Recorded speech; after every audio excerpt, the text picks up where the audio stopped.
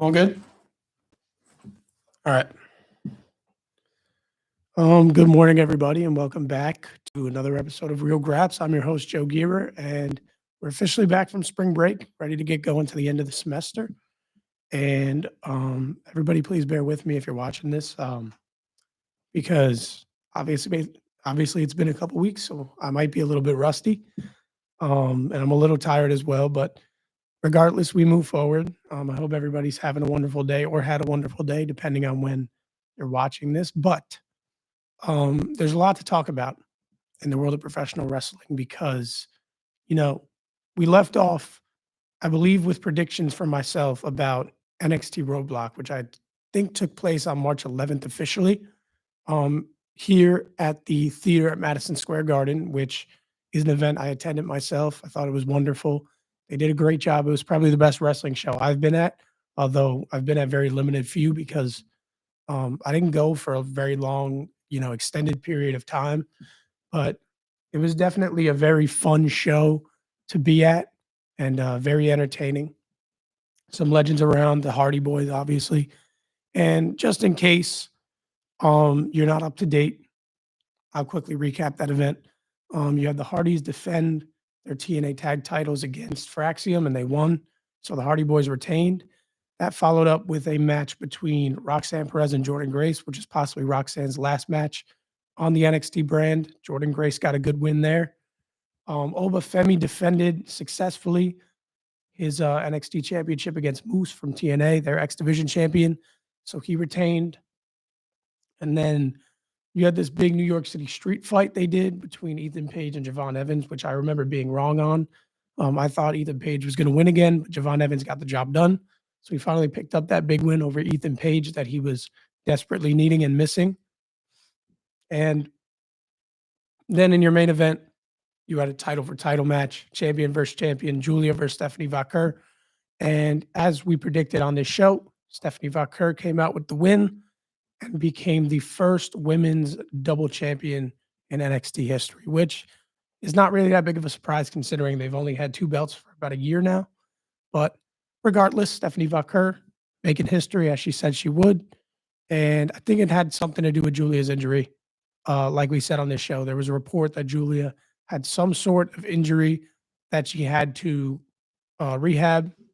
And it makes sense that they would give the belt to Stephanie Vaquer because that was definitely a stand and deliver match, or at least part of a stand and deliver match. Julia versus Stephanie Vaquer. It just makes too much sense. But regardless, I'm glad they ran it when they did. I was confused at first, but seeing what's coming of it, going into stand and deliver season, it seems like everything will be okay. I was worried that both belts would be held hostage and that, you wouldn't see one defended, you see the other defended. But as we'll get into in a second, that is clearly not the case with Stephanie Vaquer. So that recaps NXT Roadblock. There's obviously some stuff that happened on Friday Night SmackDown or on Monday Night Raw the previous week that I'm not covering because that's just too much. I can barely get through all the WWE shows from the past week on this, this hour that I get every week. So we're not going to dive too much into those SmackDown, that Raw, because that's old news at this point. There's been another episode of SmackDown, another episode of Raw.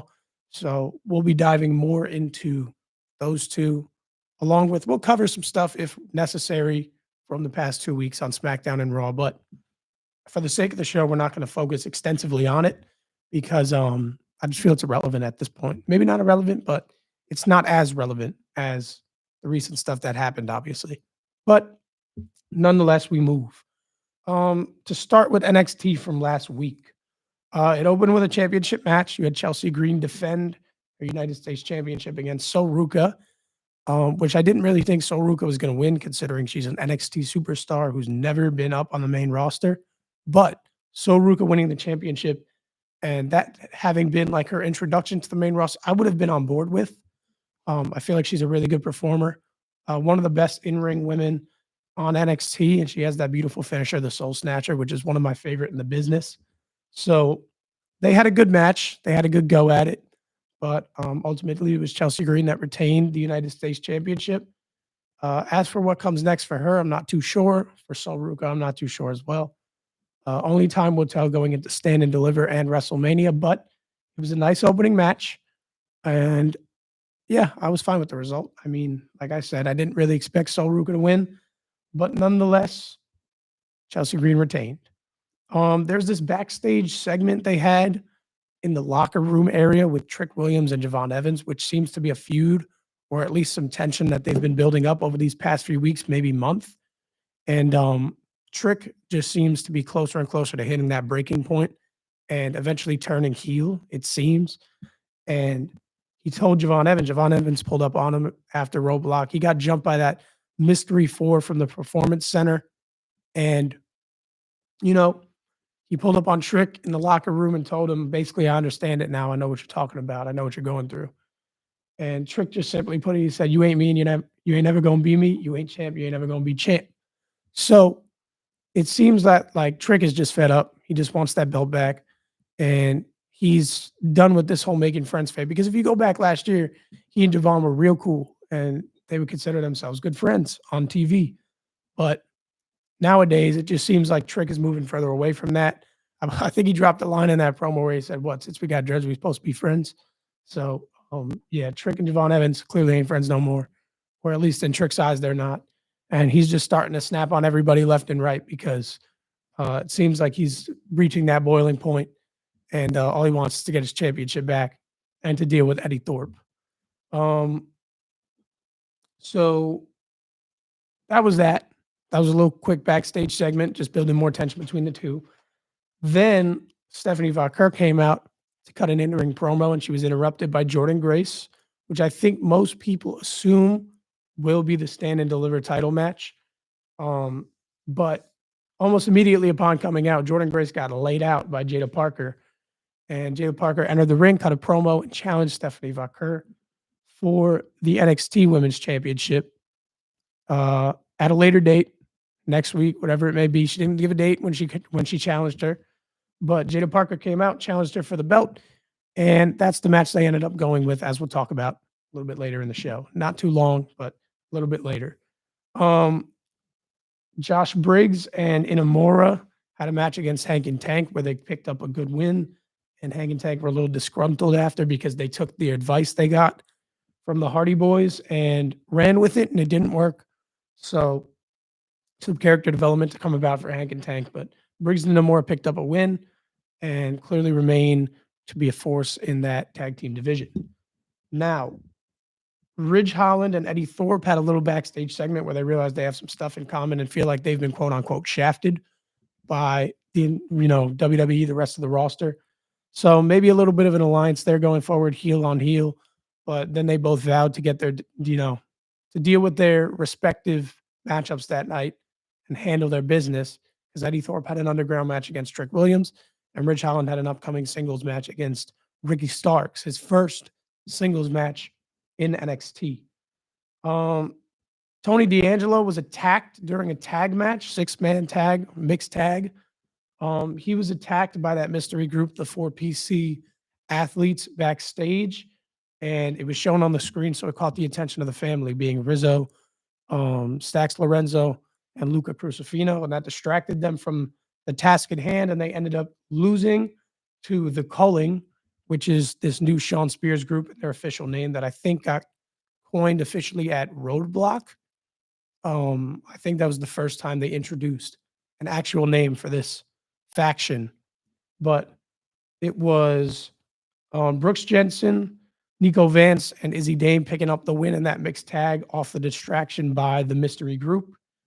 And the family was just left distraught after not only losing their match, but seeing what happened to their leader, Tony D'Angelo, backstage. Stephanie Vaquer went on to accept not only Jada Parker's title,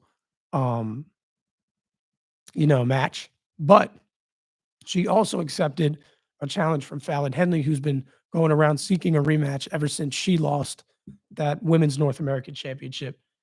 And not only did Stephanie Vaquer accept both, she accepted both on the same night. And that night happens to be tonight. So those matches will be taking place. You'll be seeing Stephanie Vaquer wrestle 2 matches on one night, defending both championships. The first, I believe, being against Jada Parker for the NXT Women's Championship. And then they said the main event will be Stephanie Vaquer versus Fallon Henley for the North American Championship, which, if that's the case, I find it a little interesting because obviously the North American Championship is the secondary belt on NXT for both men and women. And to have it main event over the main championship, perhaps something big is going to happen. Who knows? Title change, interruption. I don't know. Maybe a way to get both titles off Stephanie Vaquer, but I don't think they'll be taking those titles off her anytime soon. I think she's going to run with them for a good bit now, not just 2 weeks. But 2 matches, 2 title defenses for Stephanie Vaquer on NXT tonight. JC Jane ended up defeating Carmen Petrovic in a match that they had, and Carmen refused to cheat at the offer that was offered by Ashante the Adonis ringside, which you can see caused a little tension and a little argument backstage during a Jada Parker segment later in the show when she vowed to walk into Stand and Deliver as the NXT champion. And you saw Carmen Petrovic arguing with Ashante in the background, and then she walked away, and it caused a little bit of a pop from the crowd, which was funny. But Jada Parker got her title match, exactly what she wanted, and that will happen tonight on NXT. Ricky Saints had its first singles action and ended up getting a win over the, ever so dangerous Ridge Holland. His first singles action on NXT. It was a good match. He performed well. He looked good. And clearly they're going to push him into a title picture at some point soon because he's that type of superstar that you can immediately do that with and nobody will bat an eye because he's very deserving and very talented. Towards the end of the show, we finally, after I think it's been over a month, because I believe Vengeance Day was the day after Valentine's Day, the 15th, and we finally got a faction name for those 4 PC athletes that include like Saquon Sugars and Deion Lennox. We finally got a faction name for them that Saquon Sugars dropped in his part of the promo, which, by the way, I don't know if they're going to introduce some sort of leader to that faction, somebody who's been pulling the strings on them behind the scenes, or whether or not it's just those 4 and there's no leaders or certain leader. But based on that first promo segment they cut, it seems like Saquon Sugars is going to be the star of the group because he did a phenomenal job in that promo. I thought for his first showing on NXT on the mic, he did a really good job. And he introduced this name, Dark State, which I kind of like. I feel like it's cool. I feel like it's a solid name for the faction. But that's the official name, Dark State. And he again reiterated that when Dark State strike, nobody's safe, which they've been saying for the last 4 weeks, it feels like. So that's their, I guess, their tagline or their catchphrase that they're going with, that Dark State strikes, nobody's safe. But they were leaving the building and then they decided to go back in because they feel like their point wasn't received, or they feel like they didn't make their point as best they could, meaning, beating the hell out of everybody on the roster. But they claimed they were reshaping NXT their way because they didn't like the state of it and they weren't done making their statements. So they went back in to wreak more havoc on the locker room, it seems. Ricky Saints ran into the calling backstage, so possibly a North American title feud between Shawn Spears and Ricky Saints, or just another little cheap jab AEW callback by Shawn Michaels and Triple H. Who knows? But Ricky Saints and Shawn Spears are probably going to run a match for the North American Championship at some point in the future, it seems. You had Trick Williams and Eddie Thorpe finally, what I believe to be the end of their feud. They finally settled things in the NXT Underground match. Eddie Thorpe was the quote-unquote king of the Underground. He's never lost that type of match in his past. I don't know what his record was in them, but I know he's had them and he's won them. But that all came to an end, as I think we all expected it to. This past Tuesday night, Trick Williams hit the trick shot and threw on some nasty ground and pound. And in what was relatively a bit underwhelming, I don't know what I was expecting, but it was a bit of an underwhelming match, but very quick as well. It felt like a really quick match. And I don't know if that was the nature of it being an underground match, if that's just what, happens in those matches, but it was a bit underwhelming. But nonetheless, Trick Williams won. He got his revenge on Eddie Thorpe. Is that feud done? Is that feud going to continue going? Who knows? I guess only time will tell. But at the end of that match is when all hell broke loose, because Trick Williams hopped on the mic and he called out Obafemi and said, "Bring me my NXT championship." Oba came out ready to throw some hands, but then the lights go out. And all of a sudden, Dark State shows face because you heard early in the show, maybe about half an hour before, that they weren't done making their statement yet. And they pulled up all four corners of the PC, ready to pounce on Obafemi and Trick Williams. And then Javon Evans gets up in the ring, and he came out to warn them, and he came out to help them fight against. But he got tossed aside. And then there was a big brawl that broke out, almost like it was the just presence of Dark State that just caused all this chaos because everybody was worried. But apparently, Trick Williams and Obafemi didn't really care for them too much because they just started throwing hands at one another. And there was a big brawl, like I said, between Oba and Trick. And what kind of got lost in translation throughout this segment is Javon Evans hopped back in and he laid out Obafemi. So he could be getting himself into the NXT title picture at some point soon, because laying out Obafemi on NXT is not something that anyone just does and gets away with. It's a pretty big deal because outside of his matches with Tony D'Angelo, Obafemi has been unstoppable on NXT, and nobody really ever gets the better of him. And it was this kind of lost in translation moment, I think, where, Javon Evans finally gets the best of him and shows that he's strong, and he kind of makes himself known now. But the interesting thing about this segment was that it ended with a stare down between Trick Williams and Javon Evans, obviously because of what's been happening over these last few weeks between them and them, building up the tension and potentially building a feud between the two. Trick Williams saying Javon Evans is never going to be champ. He comes out and lays out the most dominant champion in the business. So it was a little interesting, but the more interesting part was that Dark State has never refrained from attacking. They've never refrained from attacking. And they didn't attack. Not in this episode. They did attack in the episode, obviously. But at the end of the show, they didn't attack. They just kind of chilled up in the audience and watched, which sparked some, thoughts, or it sparked some theories online of who could be the leader, quote unquote, of this group, Dark State, should there be one, like I alluded to earlier in the show. And the two popular options for that are now Javon Evans and Trick Williams, because they two were in the ring and they didn't strike. However, if you pay attention, at Roadblock, they came out and they jumped Javon Evans after his big win over Ethan Page. So having them jump Javon Evans to make him an unsuspecting, bystander, suspect, whatever you want to call him in this whole thing, and then having him turn out to be the leader of the group would be a big swerve. However, they have never attacked Trick Williams. All this chaos they've wreaked over the last month, they've never attacked Trick Williams. They've attacked Obafemi. They've attacked Javon Evans. They attacked Tony D'Angelo backstage. They've never attacked Trick Williams once. And it doesn't even seem like they thought about it. They came out to the ring, Trick Williams stood tall, and they decided to not come out and attack anybody. So, with this seemingly looming heel turn from Trick Williams at some point in the near future, based on his persona and the way he's been acting, could it be the case that Trick Williams is actually the leader of Dark State and he's been calling the shots? And it is a 5-man group. And Trick Williams is going to end up being the leader of a heel faction. I think that's very possible. And I feel like that might be the route they're going in, which I would think is very intriguing and very interesting. Perhaps Trick Williams goes after the NXT championship again against Obafemi, or against Javon Evans and Obafemi in a triple threat, maybe at Stand and Deliver. And then all of a sudden, with that no DQ rules, you have Dark State get involved, lay out Oba, lay out Javon Evans, and Trick Williams picks up the win. And that's where it's revealed he's the leader of this dark faction and that he's this heel, champion to be reckoned with because of his faction that he's around. I feel like that's a very interesting angle they could do, because Trick Williams hasn't been heel or a heel character in a long time. So, yeah, I'm intrigued.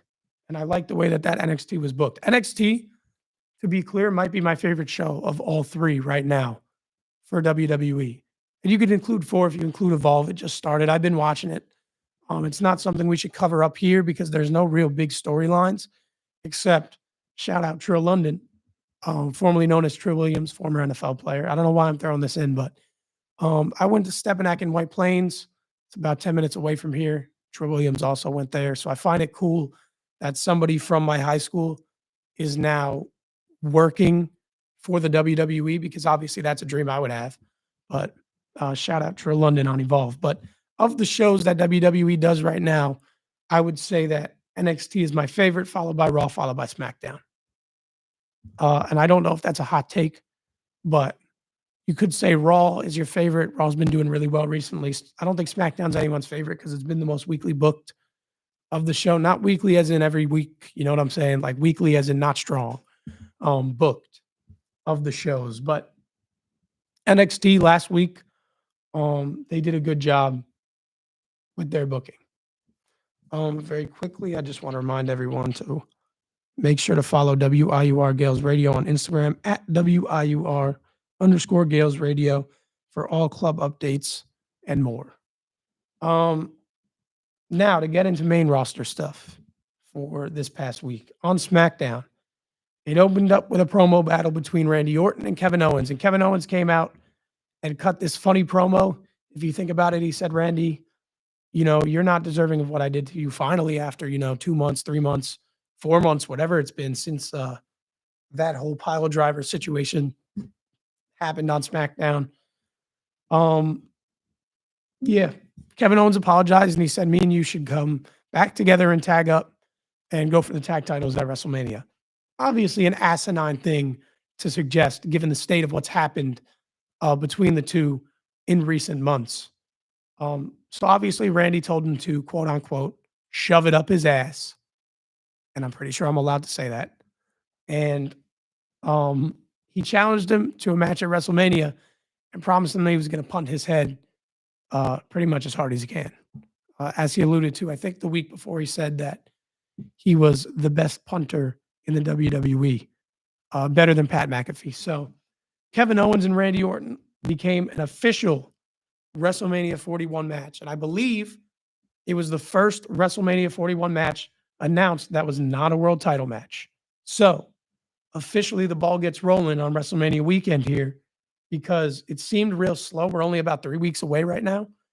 And, finally the ball's getting rolling with non-title matches getting announced or non-world title matches getting announced because you haven't seen a United States Championship match. You haven't seen an Intercontinental Championship match for either the men or women. No tag title matches announced. It's only been world title matches so far.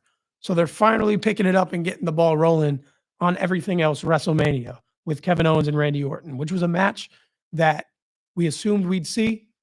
It was a match that I feel like had to happen because they tried to run it last year at Bash in Berlin, but they just had them brawl it out and never have the match. So Randy Orton, Kevin Owens, finally going to happen at WrestleMania. And I feel it should be a match with a stipulation, maybe a Hell in a Cell, maybe just a street fight, no DQ, false count anywhere. I don't know what it could be. Last man standing. I quit. I don't care what it is, but with that feud, it is a blood feud and a heated feud between the two, given their history. So I feel Kevin Owens versus Randy Orton, even as a normal match, would cook. And I feel like it'd be a great match, but I would rather it be with a stipulation. Now, speaking of matches that I believe should have a stipulation at WrestleMania and are blood feuds, there was a tag match on SmackDown this past Friday where you saw Damian Priest and Jimmy Uso run it against Drew McIntyre and Shinsuke Nakamura. And Damian Priest and Jimmy Uso ended up picking up the win. So the faces got that win. But immediately after the match, Drew McIntyre attacked Damian Priest from behind and laid him out again, which has been going on for the last 3 weeks. And Drew McIntyre has this idea. I believe I wrote it down. It happened later in the show. Drew's problems with Damian, he gave in an interview, stem because of the fact that he feels Damian Priest is a vulture when it comes to everything that's happened with him and the whole CM Punk situation and everything. He feels like Damian Priest has always been around to just pick up the scraps of anything that happens negatively towards him. For example, CM Punk attacking him last year at WrestleMania. Damian Priest came out, cashed in the briefcase. Clash at the Castle. CM Punk came out as the fake special guest referee. Damian Priest retained the title. Money in the Bank. Drew McIntyre wins Money in the Bank. He cashes it in against Seth Rollins and Damian Priest, makes it a triple threat. CM Punk emerges from the crowd, attacks Drew McIntyre, and you have Damian Priest there to pin him, retain the title, and pick up the scraps. That is where this whole Damian Priest and Drew McIntyre feud, at least in K-Fob, um, originates from, and that's where Drew has his issues with Damian Priest. Now, obviously, with something like that, they hate one another. They're going to have a WrestleMania match. It's not been made official yet. But should that be the match or the blood feud with a stipulation? I feel like it would make sense. Drew McIntyre has already shown that in matches like that, especially at Bad Blood with CM Punk, he can hold his own and put on a friggin' banger. I think you can understand that Drew McIntyre in stipulation matches is good. They go well together. And he and Damian Priest in some sort of obviously, street fight. Damian Priest is the street guy as they build him. Maybe a street fight, no DQ, like I said, false count anywhere, Hell in a Cell, steel cage, whatever it may be. They should have a stipulation on that match, in my opinion, more so than Randy Orton and Kevin Owens, because I feel like it'll make that feud with Drew and Damian Priest a lot more interesting to the fan base than a stipulation on Kevin Owens and Randy Orton. But if you're asking me, I'm booking both with a stipulation. Biggest show of the year, WrestleMania, Las Vegas. You want to draw the money. Both matches having a stipulation, or just not being a traditional match. That would make everything so much better, in my opinion. Charlotte Flair and Tiffany Stratton had a side-by-side virtual interview promo segment, whatever you want to call it. And they got heated during that segment. And Charlotte Flair really held her own and kind of really digged on Tiffany Stratton. You could tell she was going off script. And Tiffany Stratton just really didn't know how to keep up. Perhaps it was a lack of the inexperience or a lack of experience on her end. But Charlotte Flair really did well in that segment. And the whole thing was that she felt disrespected that Tiffany Stratton even compared herself to her. And it's just this, God complex that Charlotte Flair goes in with, or this goddess complex, that she's better than everyone and nobody on this roster, especially a girl like Tiffany Stratton, who's so young, is on her level. She feels that she's levels above everyone else, which if you go by accomplishments, she is. So she really dug on Tiffany Stratton to build that feud. And I don't really know if it did more of build that feud or if they did more to kill Tiffany Stratton's momentum for her character, because Charlotte really got after it in that promo and she did a great job herself. Braun Strowman had a match against Jacob Fatu where Nick Aldis said that the winner would be the number one contender for LA Knight's United States Championship going forward. And that match ended up ending in a DQ, which I didn't think it would. And I think it's fairly obvious to people that the second that Jacob Fatu gets into a title feud, maybe not a world title feud immediately, but if Jacob Fatu and that character gets into a mid-card title feud for, say, the United States Championship or the Intercontinental Championship, let's say it's a one-on-one match. And obviously it'd be the United States Championship we're talking about because he's on SmackDown. But let's say it's a one-on-one match. Jacob Fatu is not losing a one-on-one match for a championship. He's going to win. And I think that's WWE's chance, or that not their chance, but that's their vision, that should we put Jacob Fatu in a one-on-one title feud, he's going to win. And LA Knight just won back the United States Championship. And you'd have to imagine with 4 weeks left, he's carrying it into WrestleMania. So with that in mind, Braun Strowman was attacked by Tama Tonga and Solo Sikoa in the ring that forced a DQ to end that match and make Braun Strowman the number one contender for the United States Championship. And to go a step further, it also builds up this tension and this potential feud between Solo Sikoa and Jacob Fatu moving forward. And that's a little bit of like a weird, thing they're working with right now, because if you go back to when Solo Sikoa returned and laid out Cody Rhodes, the following week, Jacob Fatu and he had tension between one another, and Jacob walked away from him. Then fast forward later, I believe Solo Sikoa laid out Tama Tonga in an accidental moment, and Jacob was pissed. Following week, they again had tension. Solo assured him that it wasn't anything intentional. They had a tag match together. Jacob Fatu inadvertently kicks Solo Sikoa in the face. Following week, he lets him know that that wasn't intentional. So they were going with this story of, accidental hits, build up the tension. There's going to be a feud between Solo Sikoa and Jacob Fatu. Then, all of a sudden, for like 2 or 3 weeks, nothing. Literally nothing. They're all buddy again. They're all back on the same page. Jacob Fatu cut a promo backstage. They all screamed his name. You could see Solo was really gassed and excited. So it seemed like they were moving away from that tension angle. But then this past Friday, they get right back into it because Solo Sikoa came out and cost Jacob Fatu his title match with LA Knight and cost him his number one contenders match against Braun Strowman. And he crashed out backstage on Solo after he cost him the match. And he was just throwing things, beating up, all this backstage equipment. Solo Sikoa was trying to calm him down. It didn't work. He walked away. So they're again showing this tension between Jacob Fatu and Solo Sikoa. Will they break up in the next 2 to 3 weeks? Will they have a WrestleMania match? I don't know. Will they involve Jacob Fatu in some sort of mid-card title feud going into WrestleMania? Maybe a multi-man match. They could do the same with Solo Sikoa. What's their direction? I don't really know. But if they have time to successfully build up a breakup and a Solo versus Jacob match, that's probably what they'll go with. But 3 weeks, I don't know if that's really enough time to do it. But perhaps it is, because if you think about it, I think they have 4 episodes of SmackDown left before WrestleMania. So we'll see where that goes. I'm going to go out and say that they do build it up and they do Jacob versus Solo at WrestleMania, because that seemed like it was the match plan for a while. But we'll see if they have enough time to successfully build that up. Piper Niven and Zelina Vega had a match, which I thought Zelina Vega would come out on top. But it turns out that it took the entirety of that faction between Piper Alba Fire and Chelsea Green to hold Zelina Vega back, and she ended up losing the match. Now, I thought Zelina Vega was the next title challenger for Chelsea Green, and I thought that she would get a nice win over Piper Niven, whether it be by actual win, which seems a little weird considering the size difference between the two, or I thought she'd roll her up or something and just sneak out a win and earn herself a championship match against Chelsea Green. That wasn't the case. She lost the match, so I don't really know what the direction is with Chelsea's United States Championship right now.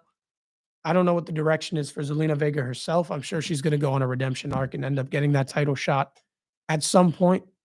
But it was weird that night that Piper Niven won that match. I didn't think she was going to win that match.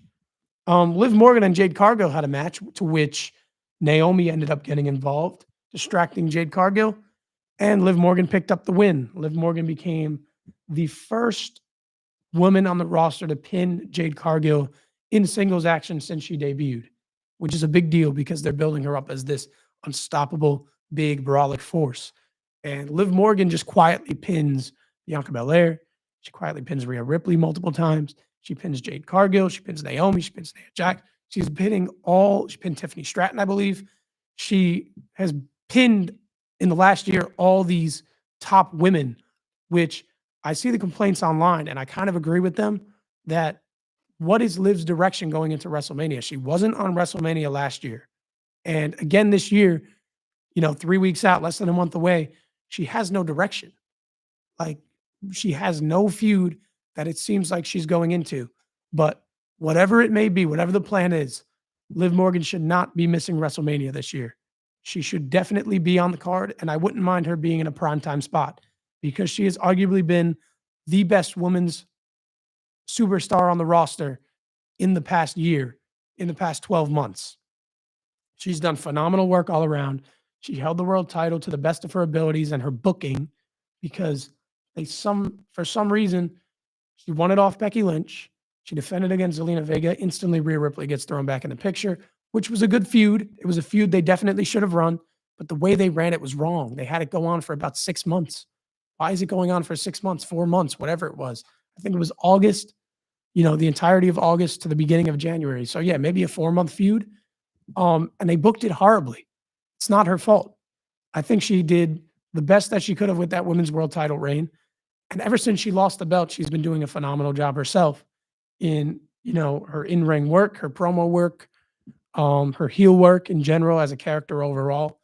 I feel like she's been doing really well. And the fact that she doesn't have a clear direction for WrestleMania, just 4 weeks out or 3 weeks out, whatever I said it was, 3.5, I think. It's a little, mind-boggling. So they better shape it up with her and get her a WrestleMania match because she most definitely deserves it, arguably more than anyone else on the roster. She deserves a WrestleMania match, and if she's left off, it's a catastrophe. It's an injustice if she's left off that. But she pinned all these top women. She eventually pinned Jade Cargill with the Oblivion after Naomi interfered, and then Naomi came out and laid out Jade after the match, got the upper hand on her. So Jade Cargill, Naomi, WrestleMania is clearly the direction. I'm sure they'll make that official either this week or next. But they're running a good feud between Jade Cargill and Naomi for what they've worked with so far. And heel Naomi seems to be a very good and fun character to be on the show. Now, as I said before, I talked about Drew McIntyre and Damian Priest extensively already. And the Street Profits ended up having a match against Los Garza, to which the crowd was extremely into. And that's one thing I want to point out. These European crowds have been incredible so far. And I don't know if it's necessarily because, European crowds are so much better than US crowds. The US have some good crowds, but a majority of them aren't. And I feel like it's because, actually, you know what? I'm going back on what I was going to say. I was going to say it's because Europe doesn't see as much wrestling as the United States. We see it all the time. So I think naturally the crowds wouldn't be as into it because they see it more often. But if you think about it, they're going city to city. These cities don't see it all so often. Granted, the country does, but these European cities are just so much better. They're significantly better crowds than American crowds. And nobody can argue that fact. If you look at what happened in Brussels, Belgium, if you look at what happened in Barcelona, you look at what happened in Bologna, and even Glasgow. Glasgow was probably the worst of the crowds, but they were still better than the American crowds. Events being held in Europe have been a really good thing for WWE, and I'm looking forward to hearing the crowds at all the rest of them. Although maybe it's not the time slot I'd rather it be in prime time at night, special events and whatnot. But the crowds themselves make those alternate time slots in the United States definitely worth it because they're so into wrestling. They love wrestling over there. And you can hear it in the reactions they have to these matches. And I know I'm kind of going off on a tangent, but it goes along with what I'm about to say. Because imagine a non-title match between Street Profits and Los Garza in the United States. The crowd is not nearly as into it. That Bologna crowd was so into that match. They made it feel like a real main event that it's not even a tag title match. You're obviously more into it if it's a tag title match, but it's a non-title match between Los Garza and the Street Profits. And they were so into it. They were making every move feel like it mattered. They were making every moment of that match feel like it mattered. And I just want to commend them for that because that was, incredible. But regardless, the Street Profits got the win over Los Garza, and it was an awesome match, top to bottom, in-ring performance. Both teams are phenomenal. And like I said, the crowd added to it. It was a great match. And they ended up setting up Pretty Deadly versus Street Profits for the tag titles in London, as Pretty Deadly were the number one contenders to those tag championships as they won a few weeks ago with a triple threat match. So they're getting their match in London, in their hometown, the home country, this week, technically, on Friday Night SmackDown. They're doing a trip to London for Friday and Monday, which should be interesting. Those crowds are always great. But DIY came out and they offered to help Pretty Deadly win those tag titles in London in front of their home country so that they can become number one contenders in return. Pretty Deadly turned away their offer. Motor City Machine Guns came out and they told DIY that they've been waiting to kick their asses since the Royal Rumble. So that match will get made, I'm sure.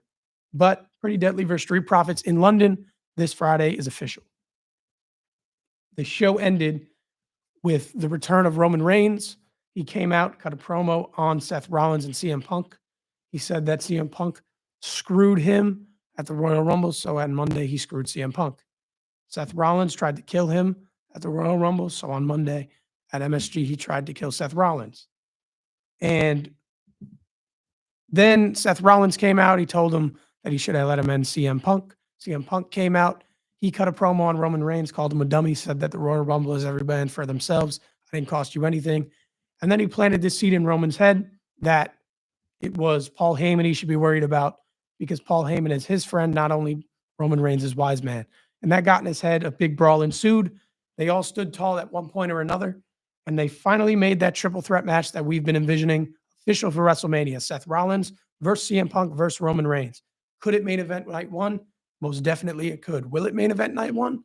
I don't know. Why? Because of a certain feud on Raw that's going on that, if built up correctly, could most definitely main event the first night. That moves us into Monday Night Raw. And I'm running low on time here because I started a little late and I've been rambling on and on more than usual today. So we've got a little bit of time to talk about Monday Night Raw, and I'm going to breeze through this as fast as I can. One thing that I have to spend a little bit of time on is heel John Cena. Before I left, we had not seen John Cena since the Elimination Chamber turn on Cody Rhodes, selling his soul and siding with The Rock. We got 2 appearances of John Cena since then, since I've been here.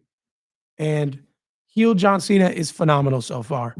John Cena is the greatest professional wrestler of all time, in my opinion, especially from my generation. He's the best. He's one of the best mic workers in the history of the company, if not the sole best mic worker in the history of the company. And he's showing that he can do it not only as this big baby face, but as a heel. And I don't think anybody had real doubt that John Cena was going to come out and perform as a heel. His first promo in Brussels was great. His second promo in Glasgow was great. And there's been jokes made online that he pretty much just sounds like a disappointed dad, which you can, if you listen to it, it does sound like that a little bit. But he's done great work so far. But the one critique I have is that he's not gone promo for promo with Cody Rhodes. And I feel like they announced Cody Rhodes and John Cena again for London, part 3 of this face-to-face series. Are they going to have John Cena come out, cut a promo, Cody Rhodes come out, cut a promo, and then John Cena walk away again? The first time, it made John Cena look weak. This past time, I don't think so, because he just walked off laughing on his own accord. And it just seemed like he wanted nothing to do with it. He just thought it was childish, whatever. I'm sure he'll say that next week. But John Cena came out. He was ripping the fan base to shreds for what they've done to him the past 25 years. This past promo, he brought up the spinner belt and the reaction that it got when he first introduced it. So the best part of John Cena's promo yesterday is that he said he was going to ruin wrestling. And John Cena, for the past 25 years, has been a guy that's wanted to uplift wrestling and make wrestling popular again and do his best to please the fan base. So this alternate 180 angle of him wanting to ruin the sport for not only the fan base, but every wrestler in the locker room is great. It's genius. It's obviously a story they should be telling with the heel John Cena character. So he came out and he said, I'm going to ruin wrestling. I will win a 17th championship at WrestleMania and make you forget all about Ric Flair. And not only that, he said, I will retire as the last real champion in WWE and leave with the belt. And he said he's going to have every other wrestler then fend for a new quote unquote toy belt, just like they called the spinner belt back in the day when he introduced it. Tying in these old things with John Cena into this new heel character is incredibly good. And it definitely justifies everything he's saying. And he constantly says, you guys make this so easy for me. And all his points, they're all justified. And his reasoning has been good for why he's turned heel and turned against the fan base. And I think it's great. And a guy like me, I'm never switching up on John Cena. So I'm rolling with him till the end, baby. John Cena, WrestleMania 41, 17 championship, win it, retire with it, do whatever you want with it, GOAT. You can do whatever you want with it. I'm rolling with you all the way. I don't care if you hate me. I'm rolling with you all the way. But then Cody Rhodes came out and he vowed that he wasn't going to let that happen. And he was going to make John Cena leave not only WrestleMania, but WWE empty-handed. So good build to that feud. Like I said, we need a promo for promo battle where they go back and forth because those are obviously the best kinds of segments. And Cody Rhodes has showed that he's able to hold up. I don't like this narrative that people have been pushing on Cody Rhodes that he's been some lackluster WWE champion. He's not been that at all. His matches have been great. He had 2 good matches with AJ Styles. He had a good match with Logan Paul. I think his SummerSlam match with Solo Sikoa gets more flack than it should because it was this setup for Roman Reigns' return. He had a good steel cage match with Solo Sikoa. He had good matches with Kevin Owens. Obviously, that was a great part of his reign. That feud was phenomenal all the way around. And Cody Rhodes has been getting this idea from like these online chronic fans that he's a bad promo worker. He's not. He has great promo work, I feel like, and I enjoy it. And he's shown that in these like back and forths, he's been able to hold himself and hold his own and produce a great segment like he did with Kevin Owens. Obviously, John Cena is a different beast when it comes to promo work and shredding people on the mic, but they have to have that as part of this feud. They can't just keep running this repetitive angle where Cena comes out, he craps on the fan base, then Cody Rhodes runs out and stands up for the fan base, and then John Cena walks off. We can't be doing that. Next week in London, England, we need a promo battle between the two, a proper promo battle. Now, we had the reuniting of the Usos on Monday Night Raw last night. Jey Uso had a random tag partner. It ended up being Jimmy. That's kind of who I thought it would be, Jimmy Uso, but it was their first tag action since the Civil War at Money in the Bank, duo tag action because they tagged with Roman Reigns at Crown Jewel last year. They got a win over A-Town Down Under, and Gunther came out, but they were able to hold him off. And they had this little sequence where Jey Uso slipped going for a spear. And at first, you thought maybe it was a botch. A lot of people have been getting on Jey Uso for his in-ring work recently, but they're kind of incorporating that into the story as a lack of confidence, which I do like the swerve, and I do like the rolling with it. Like last week, obviously he did the dive over the top rope, and it wasn't on purpose. But I like the angle they're taking with it, because if they're just going to have him go out there and botch some moves and let people just keep getting on his case without acknowledging it, then it's going to make for a poor WrestleMania match and build. And so they were able to hold off Gunther in the end. Liv Morgan had a backstage segment with Dominic with the Judgment Day, where he was talking, or where she was pushing Dom to talk to Penta again about joining the group, which Dom took up and ended up going to try and do. Now, there was a backstage segment and a video package that ran for the newest luchador on Monday Night Raw, El Grande Americano. Some people online have been getting on this storyline as if it's like some really big bad thing. I find it funny. I just think it's like supposed to be this comedic, stupid little storyline that they're running with Chad Gable and the luchadors, which I feel like is just, it's so ridiculous and it's so out there that it's funny. And obviously Chad Gable is the kind of person that can make it work. And he ended up getting out of his match with a doctor's note. He was sick, but you should let El Grande Americano take the match against Dragon Lee, which they did. And that's obviously Chad Gable. That's part of the story. That's why it's stupid. But that was the match later on in the night.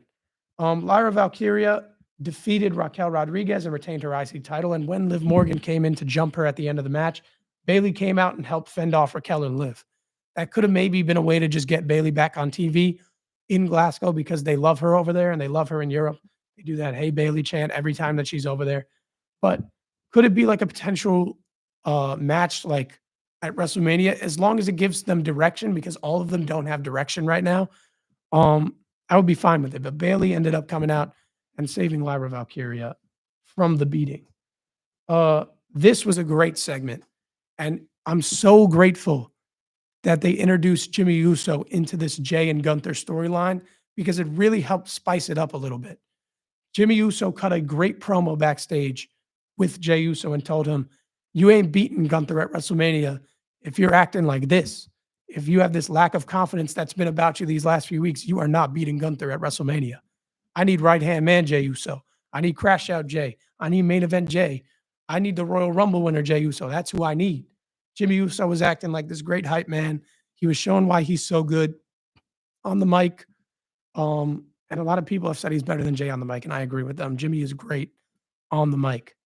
And he showed it last night. And then he also smacked the taste out of Gunther's mouth. And they set up a match for next week in London, Gunther versus Jimmy Uso. Now, introducing Jimmy Uso into that feud has really given it more life, in my opinion. And I'm very happy that they did that. I'm running low on time, so I got to speed this up. I apologize. Rhea versus Io Sky was made official for next week for the title.